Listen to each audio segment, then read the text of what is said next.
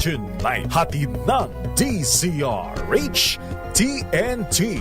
Tomorrow's News Tonight. Mga balitang binabantayan, mga balitang ayaw tigilan ng intriga, mga balitang patuloy ang pagbabago. Malalaman na tonight with Ray Sibayan, Kisses Habson, TNT. Tomorrow's News Tonight. TNT. Tomorrow's News Tonight. TNT. Tomorrow's News Tonight. Dari pong headlines mga kaibigan sa Tomorrow's News Tonight. Ngayon po gabi ito ng Miyerkules, Simbang Baclaran, Abril 29. Halaga ng piso lalo pang sumadsad sa panibagong record low ngayong araw na ito. Fuel surcharge ng mga commercial flights bumaba. Dalawa impeachment complaints laban kay VP Sara, idineklarang may probable cause ng House Justice Committee. PNP naka-heightened alert na simula April 30 para sa mga kilos protesta sa Labor Day. Ghost drivers kasama daw po sa mga recipient ng ayuda mula sa mga TNC. Gobyerno muntik malugi ng 2.7 billion pesos. Mga suspect sa pamamaril sa negosyanteng sakay ng puting kotse sa Quezon City, tukoy na ng QCPD. 10 katao isinugod sa ospital matapos sumingaw ang ammonia mula sa planta ng yelo sa Caloocan. Sa TNT Global News, UAE kumalas na sa OPEC. Sa sports, FEU pasok na sa finals ng UAAP Season 88 Men's Volleyball. Makatapat daw po ang defending champion na National University. Sa TNT Showbiz, Geneva at Donna Cruz reunited matapos ang 2 taon. TNT. Tomorrow's News Tonight. Ano po mga lingkod, sina Ray Sibayan At Kisses Habson. para sa DZRH, una sa Pilipinas. Una sa Pilipino. TNT. Tomorrow's News Tonight. Lalo pang sumadsad ang halaga ng piso laban sa dolyar. Mula sa 61 pesos and 30 centavos kahapon, nagsara po ang palitan kanina sa 61 pesos and 56 centavos sa bawat US dollar. Nagbukas po ang trading sa palitang 61 pesos and 20 centavos.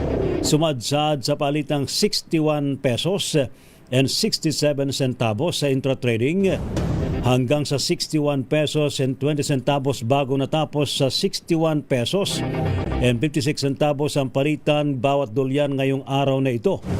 Mula nang sumiklabang sigalot sa gitnang silangan noong Pebrero, naitala na ang mga serye ng record low sa halaga ng ating piso. Bahagya naman na bumaba ang fuel surcharge ng mga commercial flight mula level 19. Ngayon po ay naging level 18, epektibo May 1. Ito po ang inanunsyo ng Civil Aeronautics Board habang patuloy ang kanilang monitoring sa presyohan ng petrolyo sa world market. Bunsod nito, ang surcharge para sa domestic flights ay mula 593 pesos hanggang 1,734 pesos, habang ang sa international flights ay mula 1,958 pesos and 44 centavos hanggang 14,561 pesos and 87 centavos, depende sa layo o distansya. Una rito ay tumaas ang fuel surcharge na sinisingil ng mga pasahero mula level 8, naging level 19 simula April 16 hanggang April 30. Ito ay kaugnay ng sobrang taas na presyo ng krudo sa world market mula nang sumiklab ang kaguluhan sa gitnang silangan. Ang fuel surcharge ay sinisingil sa mga pasahero ng commercial flights bukod pa sa base fare. bilang dagdag bayarin sa mataas na presyo ng jet fuel. TNT Tomorrow's News Tonight. Nagabiso naman si Agriculture Secretary Francisco Chu Laurel Jr. na asahan na raw po ang pagtaas sa presyo naman ng bigas dahil po sa epekto ng krisis sa langis. Sa nilang pagtaya, tataas na po ng 62 pesos sa bawat kilo ang bigas pagdating sa susunod na harvest season sa buwan ng Setyembre. Subalit bago pa man ang tensyon sa gitnang silangan, 42 pesos na kada kilo na umabot na rin sa 50 pesos sa ngayon. Paliwanag po ng kalihim, ito raw po epekto ng pagtaas ng mga kailangan sa pagsasaka. Dahil marami pa rin niya sa Pinoy ang ayaw gumamit ng organic fertilizer. Sa ngayon po inihahanda na nila hakbang tulad naman na rice blend o yung pong paghahalo na imported rice sa local rice at maging ang corn blend, paghahalo naman ng mais sa bigas. Ang rice tataas sa next harvest season, which is around September. September. Oo. And ano po yung ini-expect nating presyo by September, Secretary? If we do traditional practices,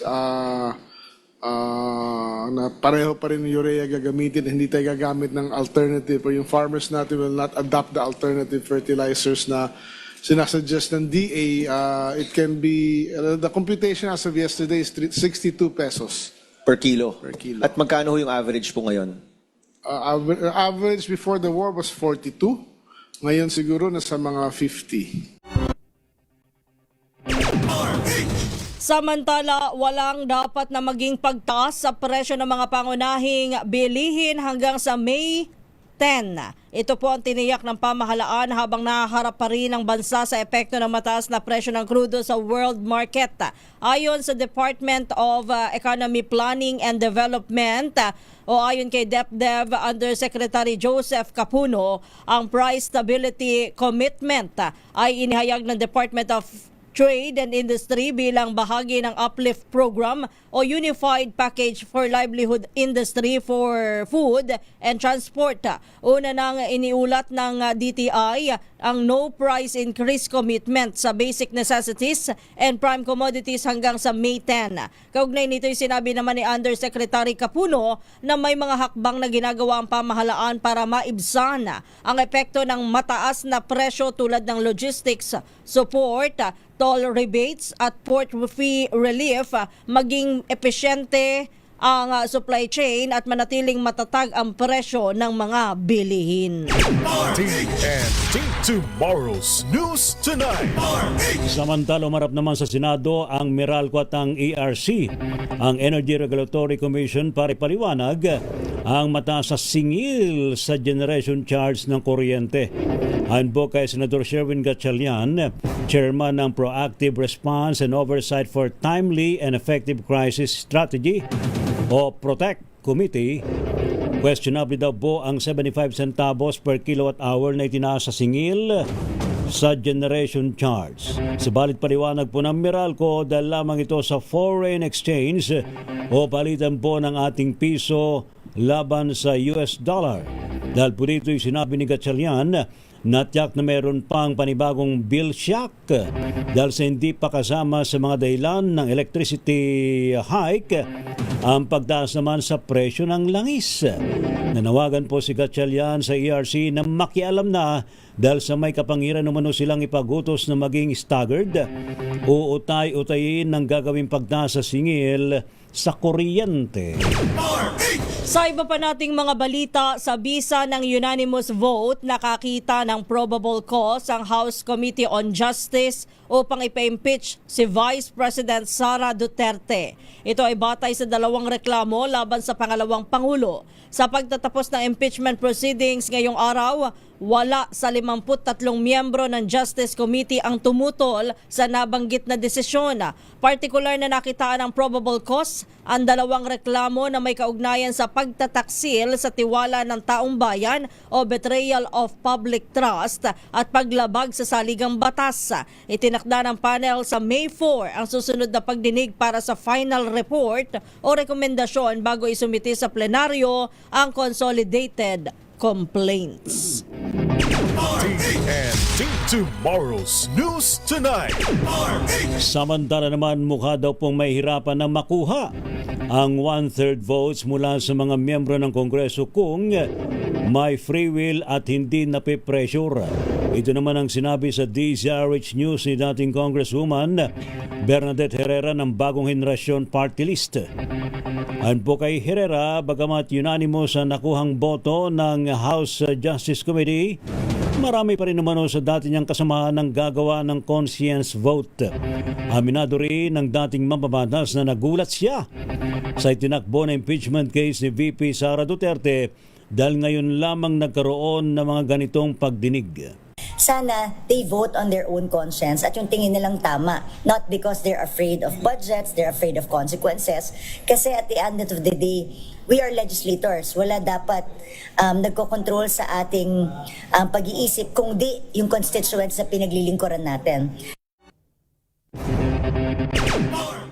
Samantala, itinuturing ng National Bureau of Investigation na inciting to sedition at 3 counts ng grave threat ang binitawang banta ni Vice President Sara Duterte laban sa buhay ni Pangulong Ferdinand Marcos Jr. at ng kanyang pamilya. Sa nagpapatuloy na impeachment hearing sa Kamara, sinabi po ni Attorney Yetil Malikad ng NBI na ang pagpahayag ng Vice Presidente sa kanyang live stream press conference noong November 23, 2024 ay malinaw na paglabag sa batas base sa kanilang opisyal na investigation report. Binigyan din naman ni NBI Director Attorney Melvin Matibag na hindi na kailangan ng malaliman na paliwanag dahil ang video mismo ang nagsisilbing direktang banta sa Pangulo. May legal background when you say Reps ipsa loquitur is the thing speaks for itself. Ibig sabihin, there's no room for interpretation, hindi mo na kailangang ipaliwanag, kundi lumalabas dito ay, yan ay, dyan na mismo, ipipick up mo na ron. And ang application nga namin, that is a threat. That is an actual threat to the President and to the wife and the former Speaker. No further. Si NBI Director Attorney Melvin Matibag. TNT tomorrow's News Tonight. Samantala, kinumpirma naman ng NBI na hindi artificial intelligence o AI generated ang kill threat video ni VP Sara Duterte laban kina Pangulong Ferdinand Marcos Jr., First Lady Liza Araneta Marcos at dating House Speaker Martin Romualdez. Tinalakay sa impeachment proceedings laban kay VP Sara ang video ng kanyang online press conference noong November 23, 2024 habang nakakulong ang kanyang Chief of Staff na si Attorney Zuleika Lopez sa batasang pambansa matapos itong makontempt. Nang tanungin ni House Committee on Justice Vice Chairman at San Juan Congresswoman Isabel Maria Zamora si NBI Agent John Mark Kalilong, sinabi niya na hindi AI generated ang naturang video. So you confirm po that that you submitted a copy of the video that you authenticated to the Committee on Justice, and what we played earlier is the authenticated video. Yes, Your Honor, it's part of the authenticated video. Okay, tapos dahil dito po sa inyong proseso ng pag-authenticate, sigurado po tayo na hindi edited, altered, or AI yung video po na hawak po ninyo at pinasa niyo po sa amin. Yes, Your Honor. Samantala, iniimbestigahan na ng National Bureau of Investigation o ng NBI ang pagkakakilala ng hitman na umano'y kinontrata ni Vice President Sara Duterte para sa assassination plot laban kay Pangulong Ferdinand Marcos Jr. Ayon kay NBI Director Melvin Matibag, may lead na sila sa nakasurveillance na ang mga hindi pinangalanang personalidad. Sinabi din ni Matibag na posibleng isa sa mga umano'y hitman ay kabilang sa 500 security detail ni Duterte na kinabibilangan ng active at dating miyembro ng Armed Forces of the Philippines. If you recall, doon po sa video ni Vice President, sinabi niya na no joke, nag-hire na siya ng assassin. Ano po? And we're trying to identify and pinpoint the assassin. And just to let you know, we have leads already. We have some personalities that we are surveillance at sinusundan po namin. But I have to caution you and immediately say that I apologize that we cannot name the names of those individuals naming sinusundan, but we are zeroing on several individuals already na maaaring yun po yung kinausap niya doon sa threat na ginawa po niya. Si NBI Director Attorney Melvin Matibag. TNT tomorrow's News Tonight. Sino ba talaga ang Vice Presidente? Sino? Iyan po ang tanong ni House Justice Committee Chairperson Jervil Luistro sa kanyang opening speech sa pagpapatuloy at huling pagdinig ng komite sa impeachment complaints laban kay VP Sara Duterte kanina. Ayon po kay Luistro, ang issue naman ay hindi na lang tungkol sa discrepancy sa financial records kundi sa karakter ng pangalawang Pangulo na umano'y nagutos na patayin si Pangulong Ferdinand Marcos Jr. Iginit pa ni Luistro na dapat linawin daw po ni VP Sara kung siya ay isang public servant na sumusunod sa batas o isang leader na naniniwalang siya ay higit pa sa batas. This is now about character. Sino ba talaga ang Vice Presidente? Siya ba talaga ito?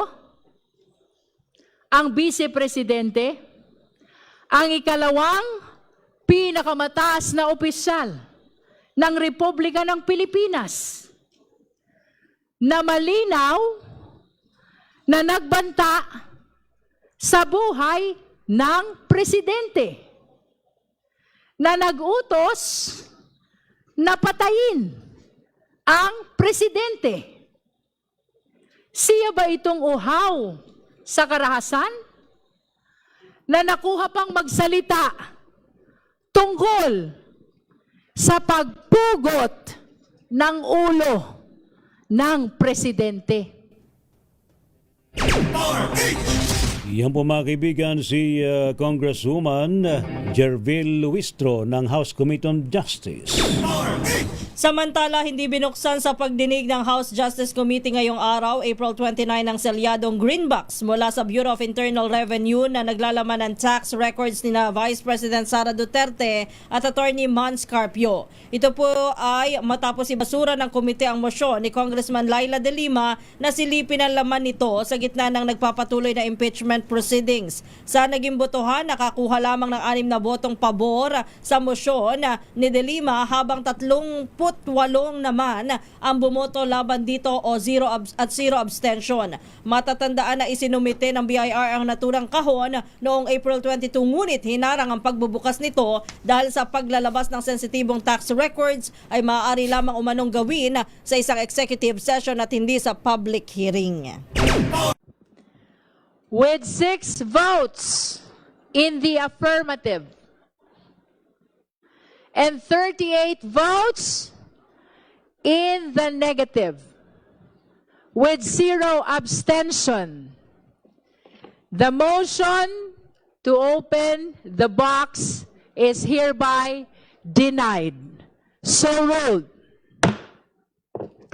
Let it be placed on the record that the committee will not open the box. TNT tomorrow's News Tonight.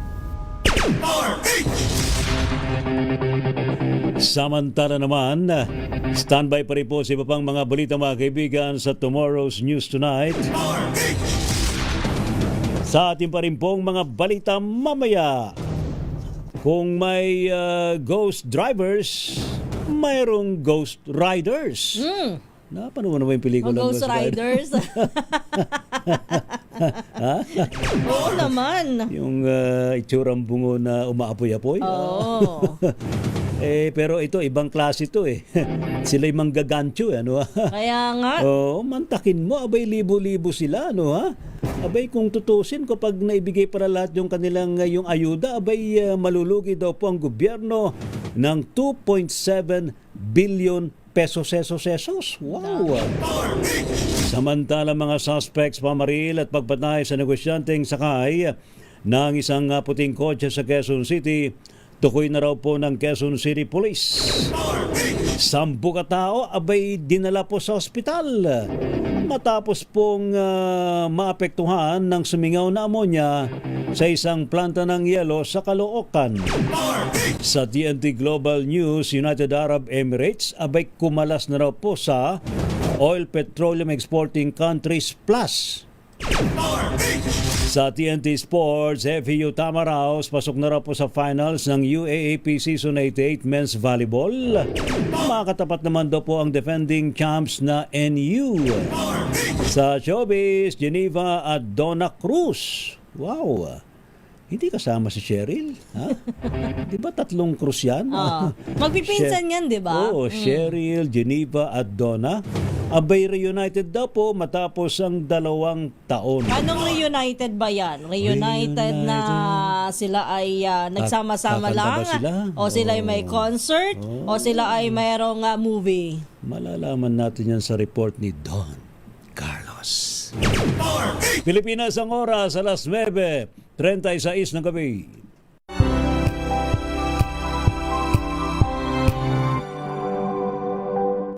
Maulan man, no worries na amoy kulog ang damit. Charm Fabcon, bangong kumakabloom, tanggal amoy kulog sa bango ng charm. Kaya gamit ko, Charm Fabcon with Bloom Fresh technology. Kills 99.9% of kulob-causing bacteria.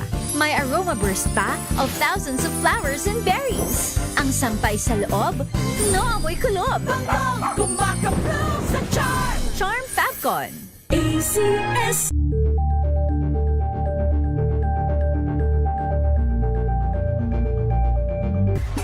Galalala Fabcon. Galalala Fabcon. Ang bango ng sampayan, tara na magsayawan. Kala Fabcon, amoy nakaka-joyful.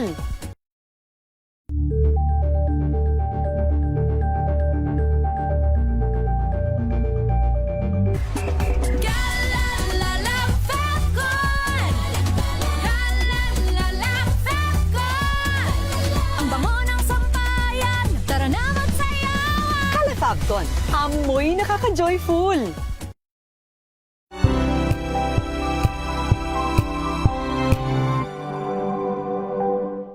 Hello, Washi! Laundry day na naman! Yay! Anong meron? Mancha ng chocolate, putik, may libag pa! Kaya natin yan! With Pride Washing Machine Detergent, may triple stain-away formula. Tanggal ang makapit, madikit, at malupit na dumit mancha. Kaya easy-easy ang labada. Mula noon hanggang ngayon! All you need is pride. All you need is pride. ACS.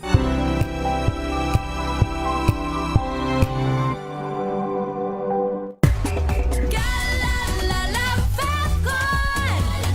Galalala Fabcon. Ang bango ng sampayan, tara na magsayawan. Kala Fabcon, amoy nakaka-joyful.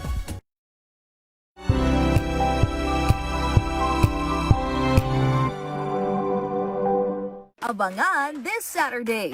Rewind tayo sa special screening ng short film For a Cause na pinagbibidahan nila Miss Grand International Queens Emma Mary Tiglao and Gotcha Bell. Don't worry, you will eat lechon.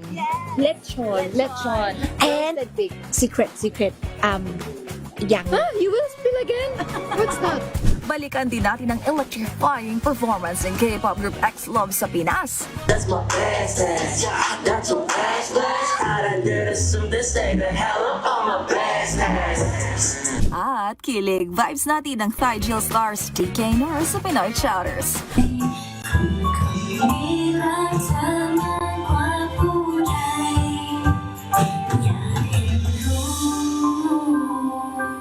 Alas 12 ng tanghali, dito lang sa DZRH TV.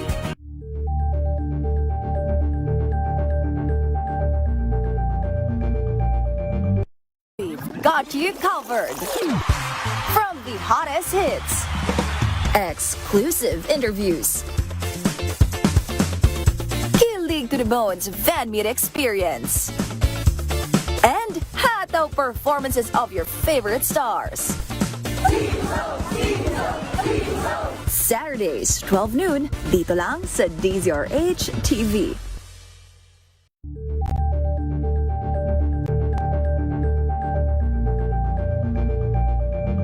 Curious ka ba sa maraming bagay?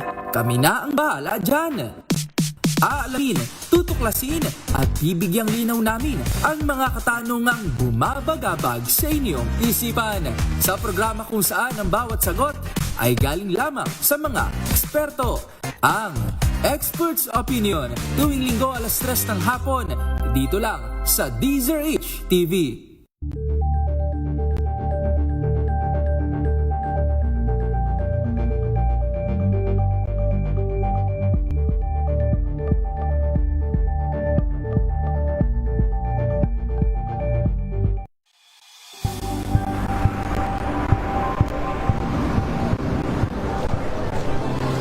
Mga eksperto dito lang sa Expert Opinion. Ito ang TNVS. Trending and sa kwento, iba't ibang anggulo. Dito sa Point. Bawat pananagutan ating talakayin dito sa Hoy. Bawal yan. Pilipino, dito lang sa matchable entertainment lifestyle. Ito ang MBC TV News News. Una sa Pilipinas, una sa Pilipino. Number 1 na naman ang inyong DZRH sa latest survey ng Kantar Media na inilabas nitong January 2026. Hindi lang sa Metro Manila, kundi pati rin sa Mega Manila. Patunay na DZRH lang ang inyong tunay at totoong pinagkakatiwalaan. Taos-puso po kaming nagpapasalamat sa inyong patuloy na pagtitiwala dahil ang DZRH, una sa Pilipinas, una sa Pilipino. Saan ka man sa mundo, tayo Pilipino. Tuloy-tuloy ang pagtulong, tuloy-tuloy ang pagseserbisyo at tuloy-tuloy ang balitaan kasama si May Binauhan sa Operation Tulong mula Lunes hanggang Biyernes.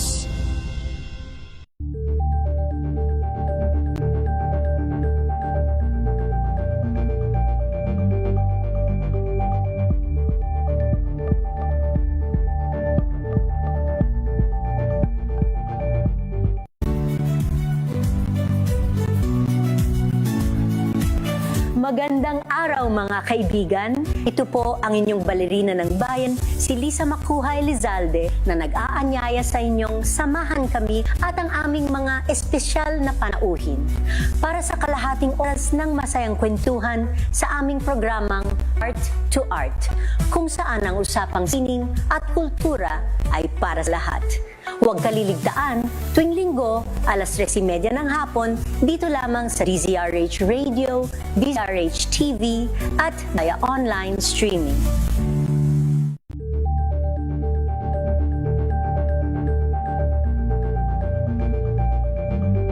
News Tonight. Ang inyo pa rin mga lingkod, mga kaibigan, sina Ray Sibayan at Kisas Habson. Para sa DZRH, una sa Pilipinas, una sa Pilipino. Uy, shout out muna kay Sir Bong Labog, ha? Uy. Ng Kilusan, no? Kilusan Mayo 1. Ano ba? Kumusta na ho kayo, sir? Sila raw ay ready na sa kanilang gagawing kilos protesta sa Mayo 1. Ayan. Sabi ko naman sa kanya kanina nung kami magkita basta maging mapayapa at maayos. Ayan. Sabi naman niya yes, ihahayag namin yung aming makaraingan. Ayan. Buti na pa bisita si Sir Bong, ano? Ngayon ko na lang narinig na bumisita ulit. Dati tagal-tagal masyado lang siyang busy.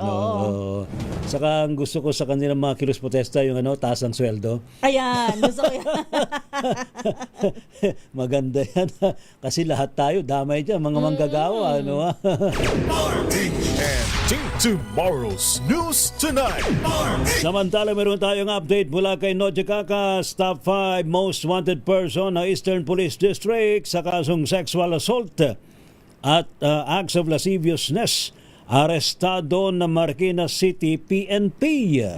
Report mula kay RH27 Noche Gagas, Noche.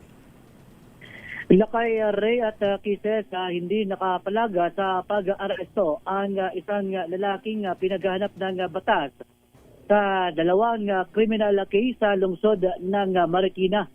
Inilala ni Marikina City Chief of Police Colonel Jenny Texon ang naarestong si alias Bok, isang signage maker.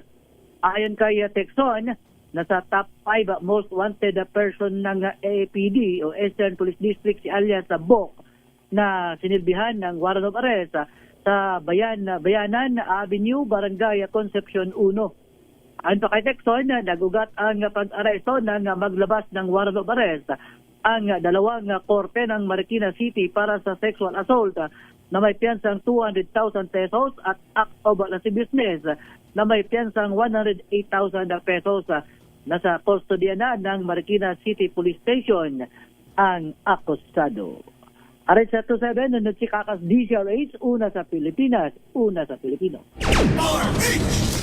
Samantala, isa pang report, standby lang Tata Feds. Balikan lang natin yung naging hearing kanina. NBI kinumpirma daw po na dinalaw ni Vice President Sara sina Madriaga at Teves sa Camp Bagong Diwa, Taguig. Ibalita mo yan, RH12 Milky Rigunan. Kinumpirma ni NBI Director Melvin Matibag na dinalaw ni Vice President Sara Duterte ang kanyang self-confessed bagman na si Ramil Madriaga at dating Negros Oriental Representative Arnie Teves sa kanilang bilangguan. Ang pagkumpirma ni Matibag ay base sa pagtatanong ni Representative Janine Digamo nang mister ay napatay noong March 2023. Sabi ni Matibag, ang pagdalaw ni VP Sara kina Madriaga at Digamo ay nangyari noong October 2025 sa Camp Bagong Diwa, Taguig. Si Teves ay naharap sa kasong murder habang si Madriaga ay respondent sa kidnapping case. Dagdag pa ni Matibag, tumangki si Madriaga na makaharap si Sara kaya ang kanyang pinuntahan ay si Teves. Kinumparma din ni Matibag na may banta sa seguridad ni Madriaga at sa investigasyon. Isang detained prisoner na bagong lipat pa lang ang nag-attempt na saktan umano si Madriaga. Ako si Milky Rigunan, nagulat para sa DZRH, una sa Pilipinas, una sa Pilipino. Samantala naman, standby ka, Feds. Muntik nang napunta sa tinatawag na motorcycle taxi ghost drivers ang malaking halaga ng ayuda mula sa gobyerno.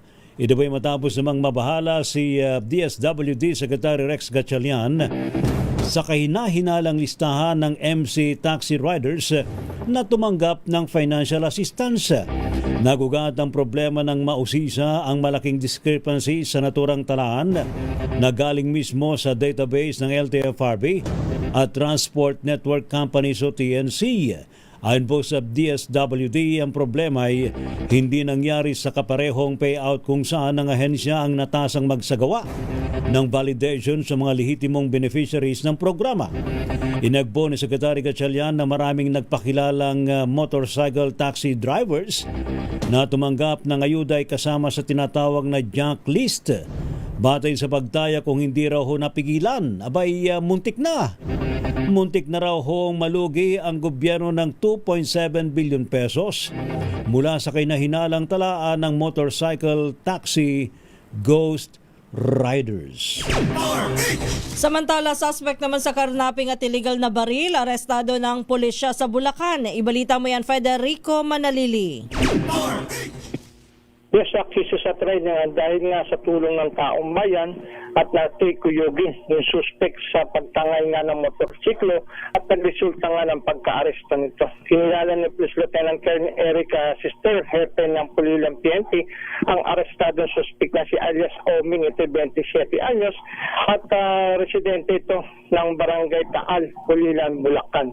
Batay sa investigasyon at salaysay ng 27 anyos na biktima, alas 4 ng hapon ng kanyang iparada yung motor sa tabi ng isang basketball court upang bumili nga ng makakain ng biglang sakyan ng suspect at paanda rin gamit ang flat screwdriver. Agad hinabol ng biktima at naharang naman ito ng mga taong sa lugar at nagresulta nga na pagkatumba ng suspect at doon ay kinuyog nga ng mga tao sa lugar at nagresulta ng pagka-aresto nito hanggang dumating nga yung mga otoridad ng pulilan sa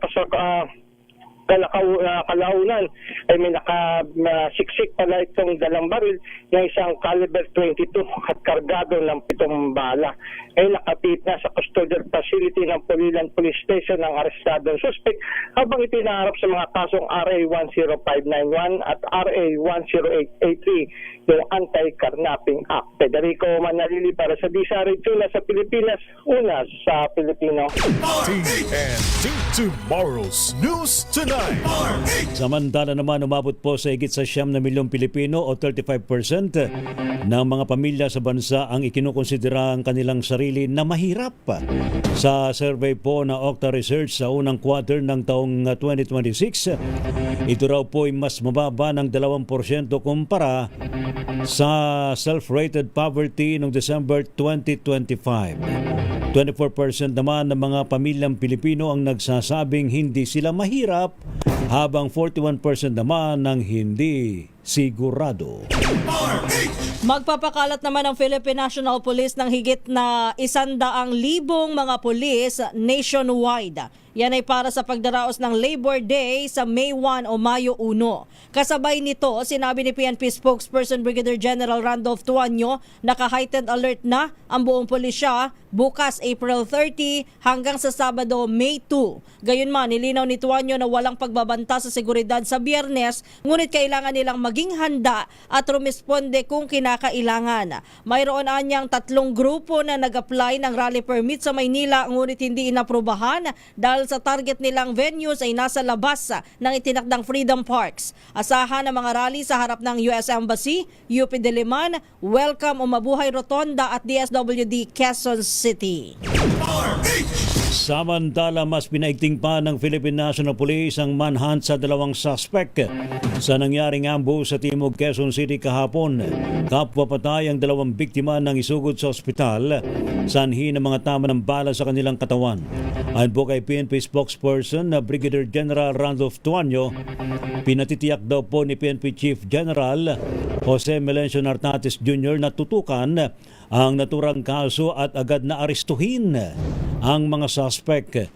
Sa isang press conference sa Campo Crame, kinilala po ni Quezon City Police District Station 10 Chief Lieutenant Colonel Zachary Capellan ang mga biktima na sina Seferino Peri Mariano, isang negosyante, at kanyang driver na si Norberto Olimarco. Pinabagtas ng 2 biktima ang Timog Avenue sakay ng kulay puting kotse nang biglang tumabi sa kanila ang riding in tandem at sunod-sunod na pinaputukan at mabilis na tumakas. Sa nakalap namang CCTV footages at mga larawan, nakitang agad na nagpalit ng mga damit ng mga suspect at iniwan ng motorsiklo sa hindi kalayuan.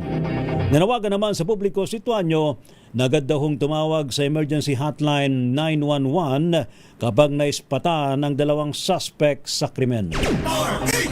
Sumingaw ang kemikal na ammonia mula sa planta ng yelo sa Barangay 168 de Paro, Caloocan. Hindi bababa sa 10 ang isinugod sa ospital habang 9 na po ang inilikas matapos makaranas ng hirap na paghinga. Kabilang sa apektadong lugar ang BF Phase 2 hanggang sa De Paro Intersection at mula sa Pure Gold Intersection hanggang sa De Paro Intersection. Pinayuhan din ng mga residente na patuloy na magsuot ng face mask at agad na magpa-ospital kung may kakaibang nararamdaman. Iniimbestigahan pa ang sanhi ng chemical leak.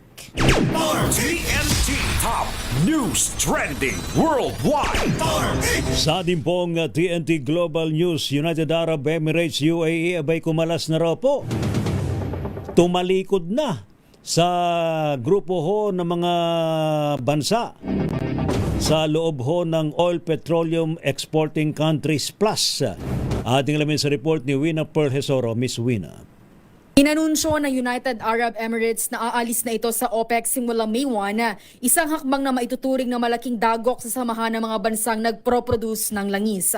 Ayon sa Energy Minister ng UAE, estratehikong idesisyon ito matapos suriin ang kasalukuyan at hinaharap na polisiya ng bansa sa enerhiya. Kapag tuluyan ang nakaalis sa OPEC, malaya umano ang UAE na dagdagan ng produksyon ng langis dahil hindi ito sakop ng kota ng grupo. Dahil dito, nabawasan ng bahagi ng OPEC Plus sa pandaigdigang produksyon ng langis at inaasahang lalo pa itong bababa kapag tuluyan ng umalis ang UAE sa grupo.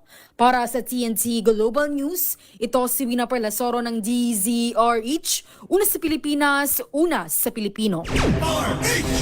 TNT Sports and Games.